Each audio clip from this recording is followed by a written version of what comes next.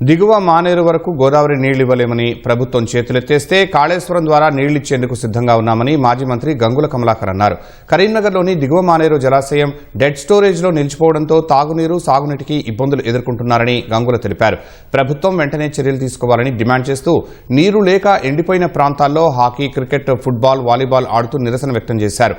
ప్రభుత్వం భేషజాలకు వెళ్లకుండా మేడిగడ్డ నుంచి నీటిని విడుదల చేసి రైతులను ఆదుకోవాలని డిమాండ్ చేశారు.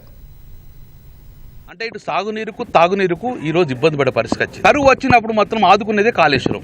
కేసీఆర్ గారు కాళేశ్వరం ఎప్పుడు కట్టిన డైలీ వాటర్ ఇష్టం కోసం కాదు. కరువు వచ్చినప్పుడు కాళేశ్వరం వాడుకోవడానికి కాళేశ్వరం కట్టినాం. మరి కరువు వచ్చింది, కాళేశ్వరం వాడుకోండి. 2.5 సంవత్సరాలు రిపేర్ పైన కాలయాపన చేసింది కదా. అందుకే మా ప్రధాన డిమాండ్ ప్రభుత్వాన్ని భేషజాలకు పోకండి.